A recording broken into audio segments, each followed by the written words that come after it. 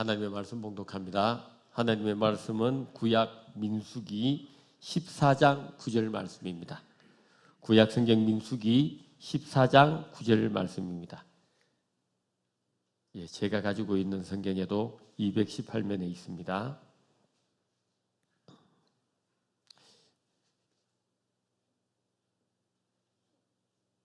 다 찾으셨으면 아멘. 네, 큰 목소리로 우리 같이 합독하겠습니다. 시작. 다만 여호와를 거역하지는 말라. 또 그 땅 백성을 두려워하지 말라. 그들은 우리의 먹이라. 그들의 보호자는 그들에게서 떠났고 여호와는 우리와 함께 하시느니라. 그들을 두려워하지 말라 하나. 네. 10절도 읽겠습니다.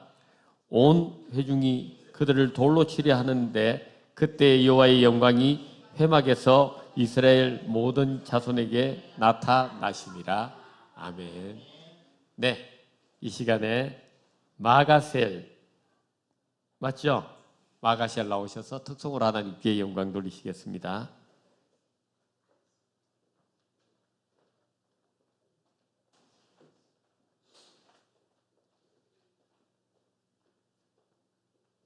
네, 반갑습니다.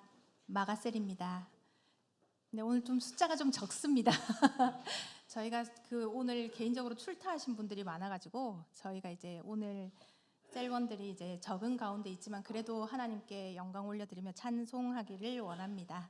저희가 제가 한 주 동안 대림절을 이제 기다리면서 어떤 곡을 하나님께 올려드리면 좋을까 한 주 동안 이제 고민을 많이 해봤는데요. 289장이 가장 먼저 떠오르더라고요. 주 예수 내 맘에 들어와. 잘 아시는 찬송인데 이 가사를 통해서 우리가 한 주간 이제 한 달 동안 주 예수 그리스도를 기다리는 그 마음을 기쁜 마음으로 기다리는 시간들이 되셨으면 좋겠습니다. 제가 이제 설명을 드릴 건데요. 제가 설명을 드리는 이유는 다 아실 겁니다. 왜냐하면 저희가 인원이 좀 적어요. 그래서 같이 불러달라는 뜻에서 제가 설명을 드릴 텐데 1절 부르고 2절 부르고 후렴, 그리고 3절 부르고 4절 부르고 후렴, 그리고 간주 한 다음에 후렴을 할 겁니다. 5절을 부를 겁니다. 그러니까 그 순서를 잘 기억하셨다가 같이 불러주시면 감사드리겠습니다. 그러면 특송 드리겠습니다. 네.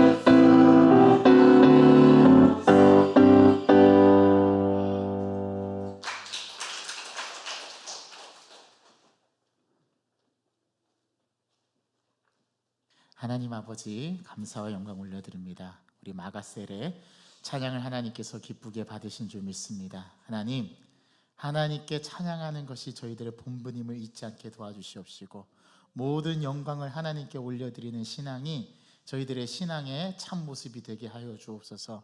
대림절을 기억하면서 또 이 찬송가의 가사의 의미가 저희들에게 더 다가오는 것 같은데, 하나님, 우리 영광교회 모든 권속들에게 주님 오심을 기대하며 설레이고 기쁘고 또 즐거운 대림절에 그러한 여정이 될 수 있도록 하나님께서 은혜를 베풀어 주옵소서. 특별히 우리 마가셀 한 가정 한 가정 위에 하나님의 놀라우신 기대감과 설레임이 넘쳐날 수 있도록 하나님께서 은혜를 더하여 주옵소서. 예수 그리스도의 이름으로 감사하며 기도하옵나이다. 아멘. 네, 우리 옆 사람과 인사하겠습니다. 또 만나니 반갑습니다. 점심 식사 맛있게 드셨나요? 네, 반갑습니다. 자, 여러분 식사 맛있게 하셨죠? 네, 오늘은 김장으로 인해서 30분 일찍 우리가 시간 앞당겨서 예배를 드리는데 진짜 바쁘네요, 그죠? 네, 우리 장로님 그 말이 저도 10분 이해가 됩니다. 네, 오늘 함께 오후 시간에 은혜 나눌 말씀은요, 이제 오늘부터 저희가 다행 프로젝트의 연장선에서 오늘부터 우리 청소년들과 또 우리 청년들을 위한 말씀으로 몇 주간 함께 나누려고 합니다. 여러분, 오늘 청소년과 청년들이 없죠? 네. 유일한 청년은 우리 경찬 형제밖에 없는데, 예찬 형제밖에 없는데, 우리 위에도 있죠. 여러분 눈에 안 보이시지만 이 자리에 지금 청년들과 청소년들이 수두룩하게 있습니다. 보이십니까? 네, 내년도에는 이 자리에 꽉꽉 찰 줄 믿습니다. 여러분 별로 아멘이 없으시네요. 여러분 아멘이라고. 아멘이죠? 네, 우리 오늘 그런 마음으로 같이 좀 말씀을 나누기를 바랍니다. 오늘은 함께 그 비전과 말씀 묵상 변화 첫 번째 시간으로 비전과 말씀 묵상에 대해서 같이 나눌까 합니다. 여러분, 우리 사람들은 자신의 삶을 목표를 정해서 그것을 이루어 가기 위해 열심히 노력하면서 삶을 살아갑니다. 우리는 그것을 꿈이라고도 부르고 이상이라고도 부르고 또 이루고 싶은 소망이라고도 부릅니다. 영어로는 이것을 비전이라고 하는데요. 우리는 흔히 사람들에게 이렇게 말합니다. 당신의 비전은 무엇입니까? 당신은 어떤 비전을 갖고 있습니까? 목사님, 영광교회의 비전은 무엇입니까? 라고 묻습니다. 만약 저에게 물으신다면 저는 뭐라고 대답할까요? 여기 사명선언문을 보시라고 저는 대답합니다. 저것이 우리의 비전이기 때문이죠. 그러면 저는 우리의 주보에 나온 것처럼 또 여러분들이 보는 것처럼 이 사명선언문이라고 대답하게 될 겁니다. 이것이 우리의 비전입니다라고 말하겠죠. 그런 점에서 담임 목사님은 비전을 제시하는 사람이라고 말할 수 있습니다. 모든 교회에 우리 담임 목사님들은 비전을 제시하는 사람이에요. 그렇다면 다시 묻습니다. 도대체 비전이 뭘까요, 여러분? 아시는 분 대답해 주십시오. 비전. 비전이 뭐냐고 물으니까 어떤 분이 노래를 부르시더라고요. 우리 보좌 앞에 모였네 이러면서 비전 찬양을 부르시던데, 여러분 비전이 뭘까요? 비전은 라틴어로 비시오라는 단어에서 온 말인데 이 뜻은 보다라는 뜻입니다. 그런데 이 비지오라는 말, 보다라는 뜻은 그냥 보는 것이 아니라 여기에 두 글자가 더 붙습니다. 내다보다 라는 뜻이 있어요. 즉 앞을 예견하면서 보다, 그런 뜻이 바로 비전이라는 뜻입니다. 그러니까 비전은 보는 겁니다. 그러면 묻습니다. 무엇을 보는 거죠? 남이 볼 수 없는 것을 보는 게 비전입니다. 다른 사람과는 다른 시각으로 보는 게 비전입니다. 이게 사전적인 의미예요. 여러분, 남이 볼 수 없는 것을 보는 능력을 우리는 비전이라고 하는데, 여러분 보통 사람들은 사과를 먹는 것으로 바라봅니다. 그렇죠? 이게 사과 그렇게 하나 놓여져 있어요. 사과를 드립니다. 사과합니다. 그런 의미에서 사과가 아니라 저는 먹는 사과를 말하는 겁니다. 사과가 이렇게 있습니다. 그러면 사람들은 이 사과를 보면 어떻게 생각하냐면 저 사과 먹고 싶다. 먹는 것으로 생각을 합니다. 그런데 이게 보통 사람들의 생각이거든요. 그런데 스티브 잡스라는 사람은 이 사과를 보고 자신의 회사인 애플의 로고를 보았습니다. 그래서 전 세계 가운데 이 한입 베어먹은 사과의 모습은 모든 사람들이 애플 회사를 떠올릴 수 있게 만드는 그러한 로고를 생각해 보았습니다. 분명히 남이 볼 수 없는 걸 본 거죠. 누군가 한입 베어먹은 사과 모습의 사과를 자신의 회사 로고인 애플을 상징하는 것으로 이 스티븐 잡스는 보았다라는 거예요. 이 스티븐 잡스는 이 사과를 자신의 회사 로고로 그려내고 자기가 생각한 것을 최초의 애플 로고 공동 창업자인 로널드 웨인에게 이야기를 해주었고, 이 로널드 웨인이라는 사람은 그 이야기를 듣자마자 그 자리에서 펜으로 스케치를 해서 그 사과를 그렸답니다. 그게 오늘날 애플사의 로고인 회사의 로고가 되었다라는 거죠. 여러분, 그 한입 베어먹은 그 사과의 형상은 모든 젊은이들이 보는 그 젊은이들로 하여금 이 애플사를 떠올리게 하고 이 회사의 CEO를 떠올리게 하고 이 회사에서 만들어낸 어떤 제품 하나 떠올리게 합니다. 그게 뭔지 아십니까? 그게 아이폰입니다. 그래서 애플하면 이퀄 아이콘이 이제 아이폰이 된 거죠. 이게 하나의 아이콘으로 정식 자리매김을 된 거죠. 그러니까 한 사람의 같은 것을 보고도 남들이 볼 수 없었던 비전을 통해서 그는 전 세계 인구의 아이폰이라는 하나의 특정한 제품으로 모든 세계를 다 정복해 버렸어요. 이게 스티븐 잡스의 놀라운 비전이었던 겁니다. 이처럼 비전은 보는 것인데, 보는 것은 생각하는 것과 밀접한 관련이 있습니다. 무엇을 보느냐에 따라서, 왜냐하면 생각이 달라지기 때문에 그래요. 그 이유는 보는 것이 생각하는 것을 어떻게 해요? 반영하기 때문에 그렇습니다. 자, 만약에 여러분들이 여기 성탄 트리를 봅니다. 자, 이 성탄 트리를 보면 여러분들의 마음속에는 어떤 생각이 드냐 하면 아마 따뜻한 연말 연시, 또 빛으로 오신 예수 그리스도, 교회의 상징, 또 교회력의 시작, 이런 것들을, 이런 이미지들이 우리가 보는 것과 생각하는 것이 밀접하게 연결이 되어서 생각하는 것을 반영하게 돼요. 여러분, 우리는 보인 대로 보는 것이 아니라 문제는 내가 보려는 대로 보기 때문에 문제가 돼요. 있는 그대로 보이는 것을 말하면 되는데 우리는 내가 보려는 대로 보기 때문에 문제가 됩니다. 무슨 말이냐면 우리의 생각대로 보려고 한다는 거죠. 오늘 본문은 바로 이것을 잘 보여줍니다. 가데스 바네아라는 곳에서 모세가 12 정탐꾼을 가나안 땅을 정탐하라고 보내죠. 그중 가나안 땅을 돌아보고 온 정탐꾼들의 공통적인 보고가 있었습니다. 12명이 다 똑같이 동일하게 보고를 했어요. 뭐라고 보고했습니까? 과연 가나안 땅은, 우리가 보고 온 저 땅은 젖과 꿀이 흐르는 축복의 땅이 맞습니다. 이 보고는 다 똑같이 했어요. 몇 명이요? 12명이 같은 비전을 본 거예요. 자, 그런데 10명과 2명이 그 다음에 말하는 비전에서 완전히 갈립니다. 어떻게 갈리는지 아십니까?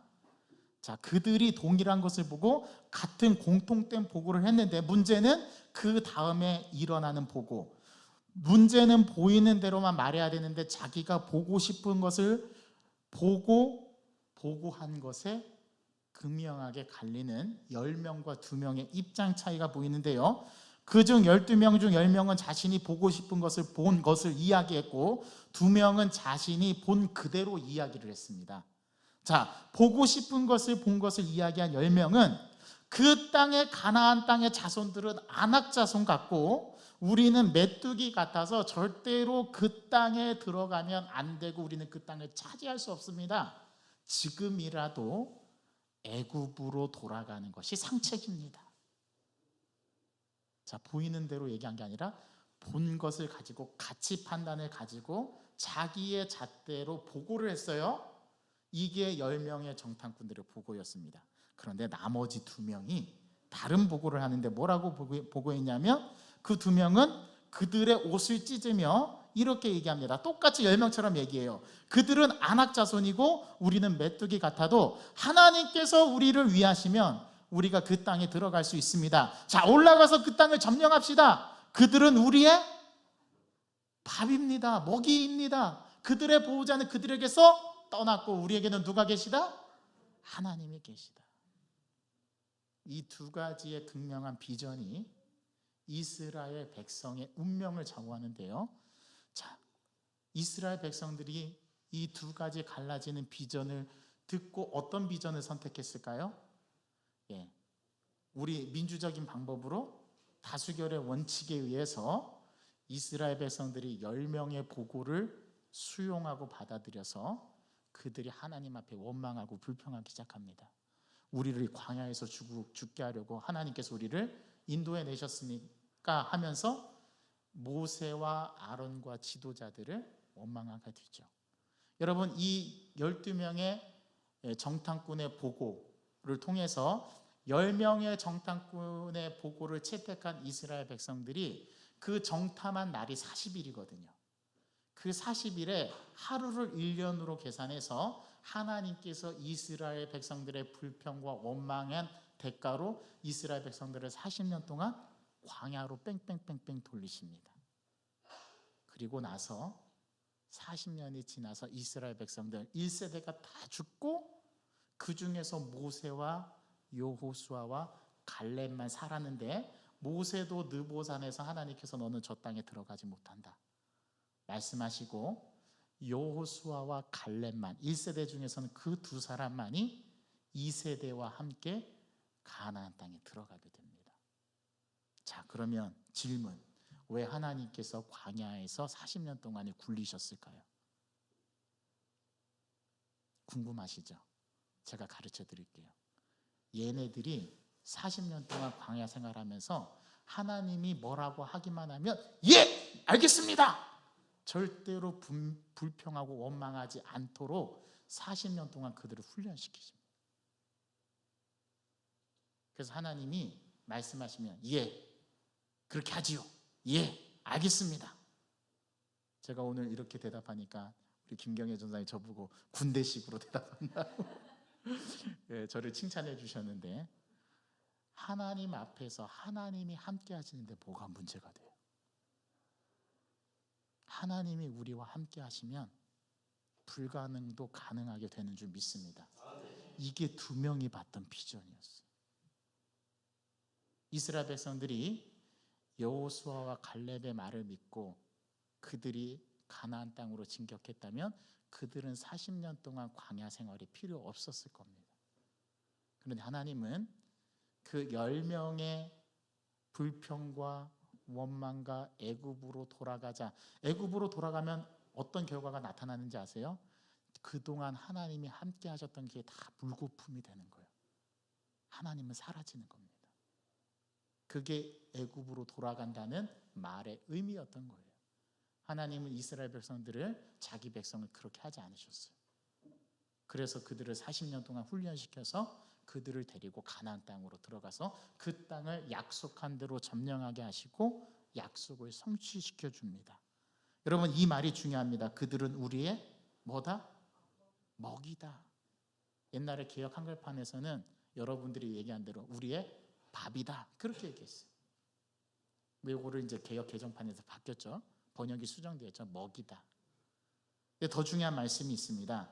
14장 8절 말씀입니다. 14장 8절 말씀 함께 읽어볼까요? 시작.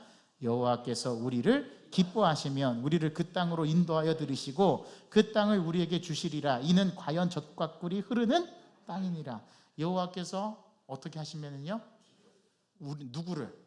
우리를 기뻐하시면. 하나님께서 나와 여러분들을 기뻐하시면 문제가 돼요, 안 돼요? 안 돼요. 자, 그러면 우리는 어떻게 해야 되냐면 하나님이 기뻐하실 수 있도록 삶을 살아내면 돼요. 그러면 우리에게 불가능이 가능으로 변하게 되는 놀라운 역사를 경험하게 될 것입니다. 이게 비전입니다. 하나님이 우리를 기뻐하시면, 하나님이 우리를 기뻐하시면, 하나님이 우리를 기뻐하시면 우리를 그 땅으로 인도하여 들이시고, 여러분 우리가 들어가는 게 아니에요. 하나님이 우리를 인도에 들으시는 겁니다. 하나님이 기뻐하셔야 합니다. 하나님이 기뻐하시면 그냥 들어가는 거예요. 여러분, 내가 자격이 있고 없고가 중요한 게 아니고, 내가 준비가 되어 있고 준비가 안 되어 있고가 중요한 게 아니라, 하나님이 우리를 기뻐하시면 내가 자격이 없어도 들어가는 겁니다. 이게 은혜예요. 여기서도 은혜의 속성이 나타나요.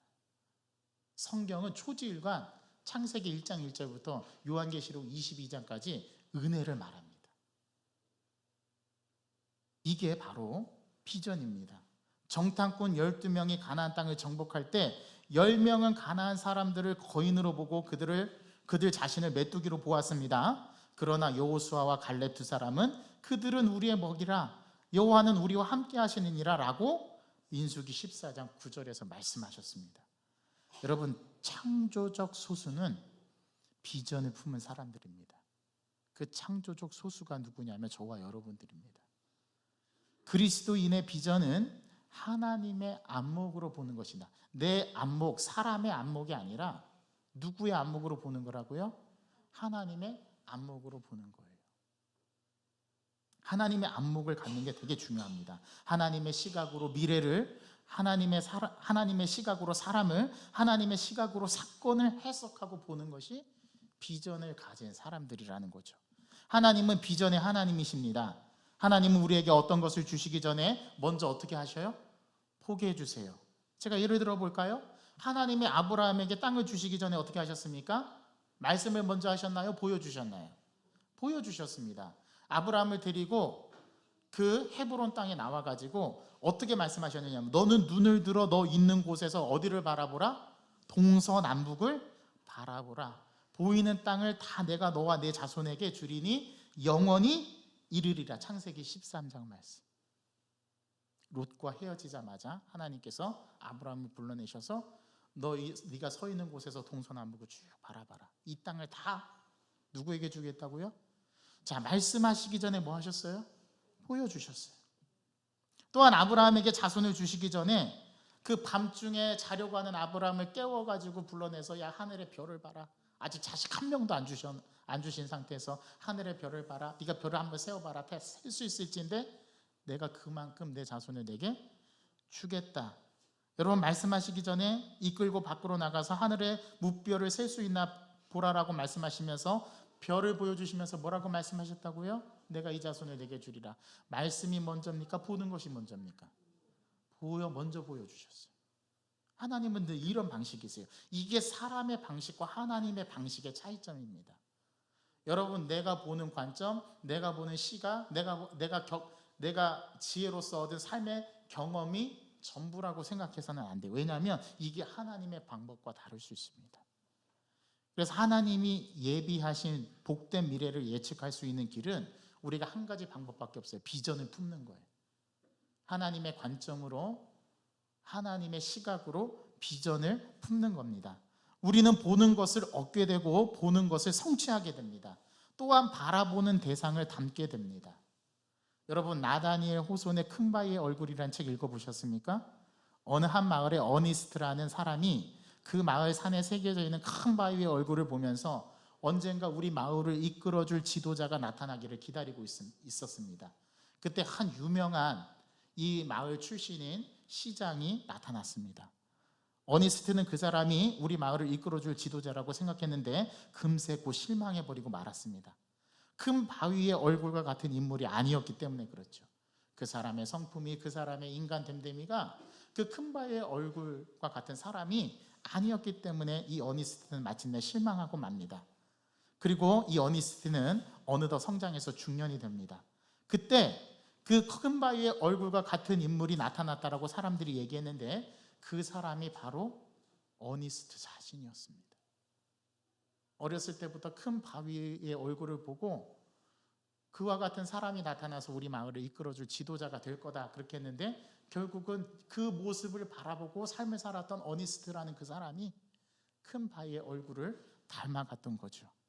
이렇게 우리는 바라보는 대상을 담게 돼요. 이처럼 우리는 바라보는 대상을 통해서 우리의 비전이 이루어져 가는 것을 경험하게 됩니다. 그렇기에 속도보다는 바라보는 대상이 중요하고요. 바라보는 대상, 바라보는 방향이 훨씬 더 중요합니다. 여러분, 예전에 말씀을 드렸는데 두 사람이 감옥에 들어갔습니다. 한 사람은 그 감옥 창밖에 있는 푸른 하늘과 아름다운 별을 보고 시를 썼습니다. 그래서 시인이 되었어요. 그런데 다른 한 사람은 같은 창밖에 있는 진흙탕을 보면서 원망하고 자신의 인생을 불평했습니다.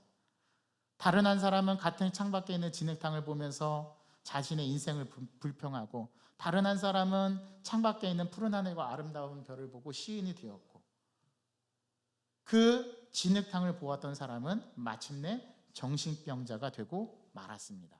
여러분, 같은 장소에서 무엇을 보느냐에 따라서 모든 것이 달라집니다. 저는 지금 인생에 필요한 자기계발서가 가르쳐주는 성공의 방법을 말씀드리는 게 아니에요. 원리를 말씀드리는 겁니다.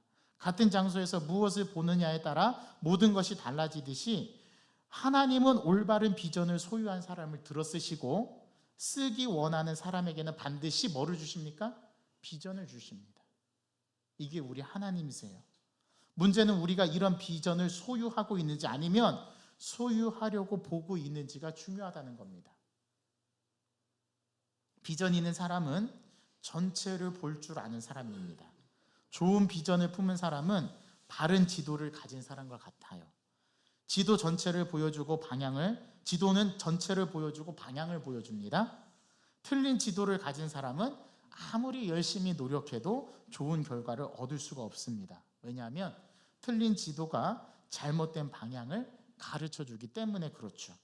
그래서 아무리 태도가 긍정적이고 믿음이 강해도 지도가 바르지 않다면 그 결과는 잘못될 것이라는 사실은 불을 보듯 뻔하게 우리는 알 수 있습니다. 그러나 바른 지도가 있으면 그 모든 노력과 헌신과 방법을 효과적으로 사용할 수 있고 마침내 좋은 결과를 얻어낼 수 있게 되는 것이죠. 자, 그렇다면 우리는 언제, 어디서, 어떻게 비전을 소유해야 할까요? 하나님 앞에서 조용히 있어야 비전을 소유할 수 있게 됩니다. 좀 엉뚱한 말 같지만 사실입니다. 하나님의 사람은 하나님이 보여주시는 비전을 먼저 보아야 한다고 말씀드렸죠. 자, 보려면 어떻게 해야 됩니까? 멈추어 서서 조용해야 합니다. 여러분, 멈추어 서야 보입니다. 달리는 사람은 볼 수가 없어요. 왜냐하면 확 지나가거든요. 그런데 멈추어 서면 그 멈추어 쓴 순간 바로 내 앞에 펼쳐지는 광경을 볼 수 있게 됩니다. 여러분, 이런 말이 있습니다. 자신의 입을 여는 사람은 자신의 눈을 감는다라는 말이 있습니다. 반면에 자신의 입을 닫는 사람, 침묵에 들어가는 사람은 눈이 열린다라는 말이 있습니다. 여러분, 무슨 말씀인지 이해되시겠죠?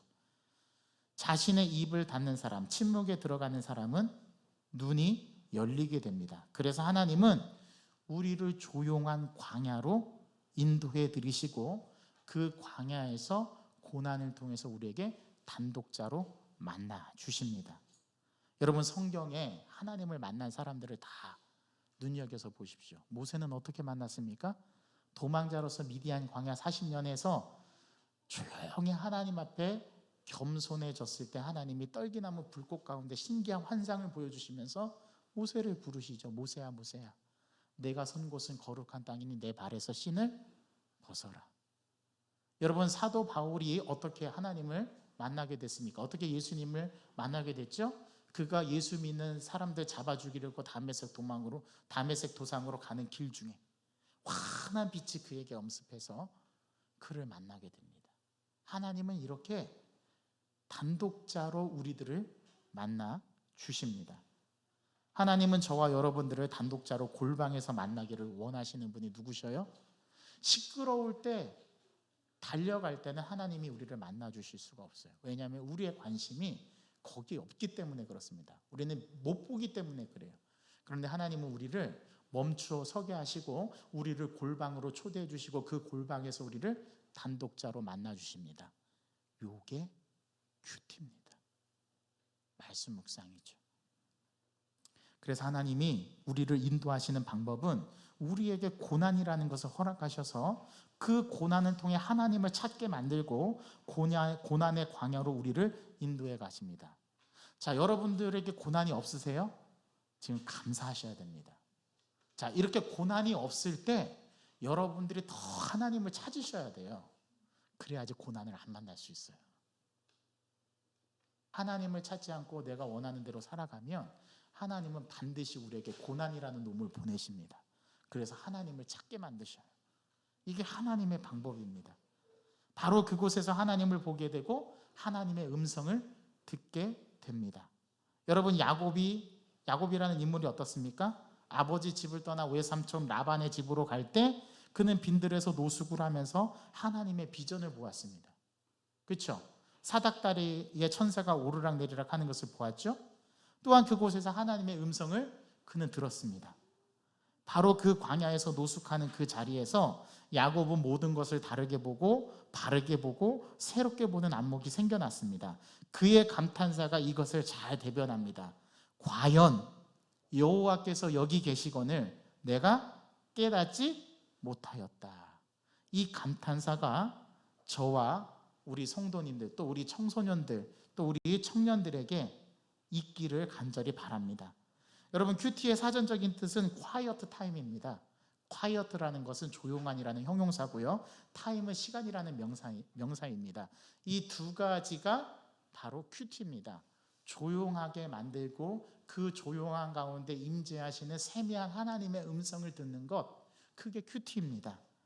단순히 조용한 시간이 아니라 성령 안에서 말씀을 통해 하나님과 교제하는 조용한 시간입니다. 그러기에 이 큐티를 경건의 시간이라고 부르는 거예요.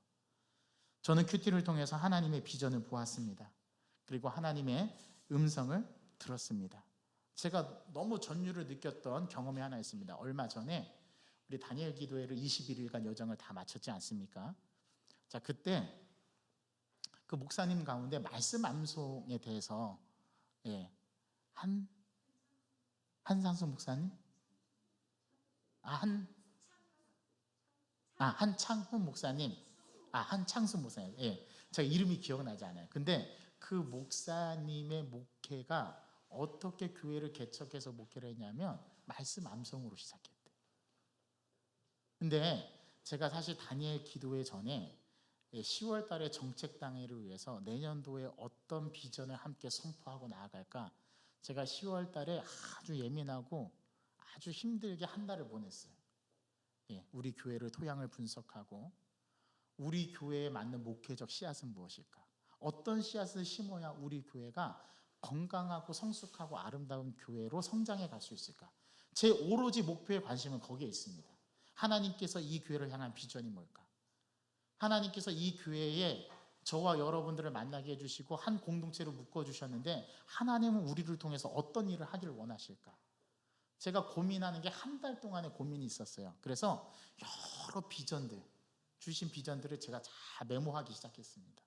5개의 영역으로 나왔어요. 예배의 영역, 그 다음에 봉사의 영역, 교제의 영역, 교육의 영역.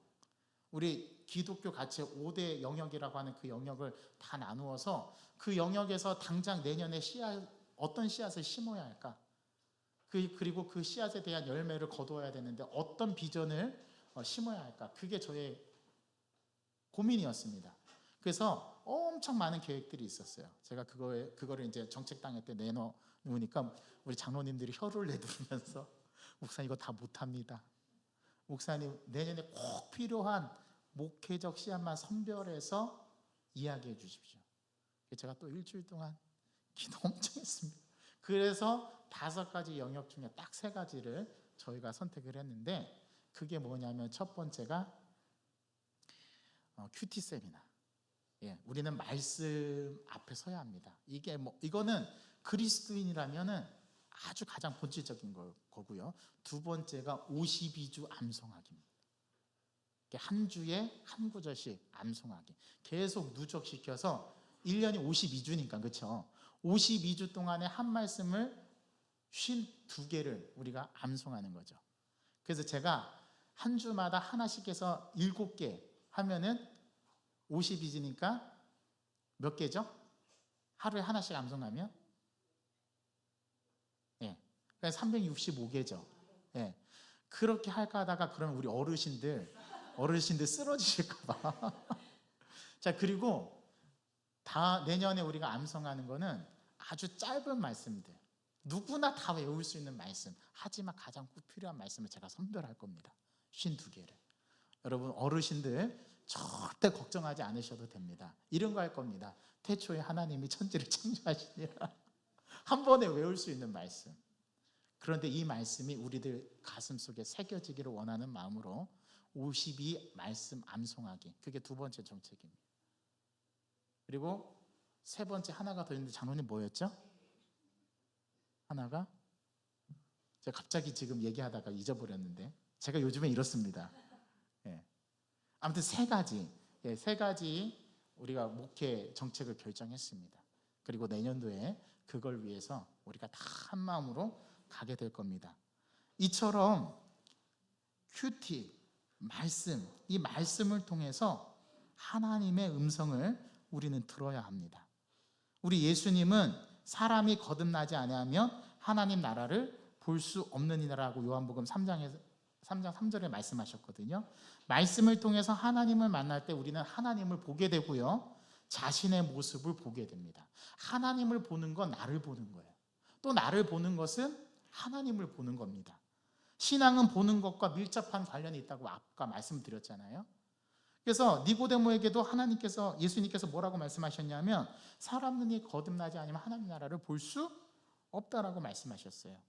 또 마태복음 5장 8절에 보면 성령으로 거듭난 사람만이 하나님의 비전을 볼 수 있다라고 얘기했는데 이렇게 말씀합니다. 마음이 청결한 자는 복이 있나니 저희가 하나님을 볼 것이며. 이렇게 보는 것은 이처럼 참 중요합니다. 그러면 어떤 사람이 하나님의 비전을 볼 수 있을까요? 오늘 성경은 말합니다. 성령으로 거듭난 사람만이 하나님의 비전을 볼 수 있답니다. 하나님을 신뢰하고 하나님이 우리를 기뻐하시면 하나님이 우리를 위하시면 이라고 말하는 사람이 하나님의 비전을 볼 수 있습니다. 여러분 본다는 것을 한자로 어떤 단어를 쓰는지 아십니까? 예, 시자도 있지만 볼 관자를 씁니다. 관. 그래서 세계관, 인생관, 신앙관, 물질관, 가치관, 내세관 할 때 관자를 붙이는 게 어떤 단어라고요? 볼관자입니다. 볼관자. 예, 보는 것이 우리들의 삶에서 밀접한 관계가 있기 때문에 그래요. 이처럼 우리 삶에 전반에 영향을 끼치는 것은 보는 것입니다. 올바른 비전이 있으면 가치관이 변하게 됩니다. 그리고 진짜 하나님을 보잖아요. 그러면 우리의 인생이 다른 게 보이지 않아요. 자, 내 시야에서 하나님이 딱 보이잖아요. 그러면 다른 게 안 보여요. 이걸 경험하실 수 있기를 간절히 소망합니다. 특별히 우리 자라나는 청소년들이 하나님 만나기가 너무 어렵습니다. 요즘에 아이들은 너무 바쁘거든요. 예, 바빠서 하나님 만날 시간이 없대요. 우리 청소년들의 이야기입니다. 그럴 때 우리는 그래? 공감을 해줘야 되지만 어떻게 해서든지 우리 자녀들에게 하나님 만날 수 있는 접촉점과 기회를 만들어줄 의무는 우리 부모님들에게 있어요. 갈등을 두려워하지 마세요. 신앙적인 갈등은 반드시 그 길이 열립니다. 저는 큐티를 하면서 비전을 품게 되었고요. 말씀 속에서 하나님을 만났습니다. 영혼의 시각으로 사물을 보는 눈이 생겼습니다. 성령께서 주시는 비전을 보게 되었어요. 저에게 있어서 큐티 시간은 제 입을 닫고 하나님의 음성을 듣는 시간입니다. 조용히 하나님의 음성을 듣고 하나님의 비전을 보는 고독한 광야입니다. 그러나 그 광야는 어떤 장소라고요? 복된 장소입니다. 저에게 있어서 광야는 어디일까요? 화장실입니다. 또 말씀드리지만 저는 하나님을 화장실에서 자주 만납니다. 여러분들도 여러분들만의 골방에서 큐티를 통해서 비전을 품게 되고 말씀 속에서 하나님을 만날 수 있기를 간절히 소망합니다. 오늘 이 말씀을 드리고 말씀을 맺겠습니다. 제가 6주 전에 설교 때 그런 말씀을 드린 적이 있어요. 저에게 있어서 가장 어려운 것은 뭐라고 제가 말씀을 드렸죠? 저에게 있어서 가장 어려운 거 제가 말씀드렸는데 다 잊어버리셨죠? 저에게 있어서 가장 어려운 것은 저 자신을 변화시키는 겁니다. 저는 그게 가장 어렵습니다. 여러분, 세상을 바꾸는 것보다 더 힘든 게 뭔지 아세요? 나 자신 안에 있는 내 세상을 바꾸는 게 더 힘듭니다. 변화를 위해서 자신을 설득하고 자신에게 동기를 부여하는 일은 결코 쉬운 일이 아니기 때문입니다. 하지만 저는 말씀 묵상을 통해서 제 자신이 변화되는 걸 경험했습니다. 말씀 묵상을 통해서 비전을 보는 방법을 터득했습니다. 우리 이 세계로 우리 청소년들을 초대하고 우리 청년들을 초대하고 우리 영광교회 성도들을 초대합니다. 할렐루야. 그렇게 여러분들이 비전을 볼 수 있는 안목을 가지는 사람들이 되기를 주님의 이름으로 축복합니다. 하나님 아버지, 우리는 변화해야 합니다. 근데 변화하기가 참 두렵습니다. 내가 변한다는 것에 대해서 오는 거룩한 부담감과 또 어쩌면 우리는 변화하기를 싫어하는지도 모르겠습니다. 그냥 지금 이 상태가 더 좋은 것처럼 느껴질 때도 있습니다. 그러나 주님은 우리가 변화하길 원하십니다. 성숙해 가길 원하시고 우리가 좀 더 하나님과 밀접해지고 하나님의 비전을 품은 그런 사람들로 성장해 가기를 원하십니다. 그러려면 오늘 말씀처럼 우리가 주님을 분명하게 인식하고 우리가 이 변화를 경험하기 위해서 비전을 품고 말씀 묵상을 통해서 말씀이 제시하는 길로 걸어가야 하는데 우리는 아직 이 방법이 우리에게 너무 서툽니다. 하나님 도와주시옵소서. 우리 삶 속에서 만나주시고 큐티 말씀을 통해서 우리가 주님을 알아가게 도와주실 뿐만 아니라 하나님 우리에게 남들이 보지 않는 것을 보는 능력과 또 볼 수 있는 안목을 열어주시옵소서. 그래서 이 땅 가운데 세상 사람들은 하나님이 없다 여기지만 우리는 하나님을 믿고 살아가는 굳건한 믿음에 서가는 그런 하나님의 백성들 되게 하여 주옵소서. 예수 그리스도의 이름으로 감사하며 기도하옵나이다. 아멘. 우리가 주님의 말씀을 향해서 달려가길 원하는데요. 오늘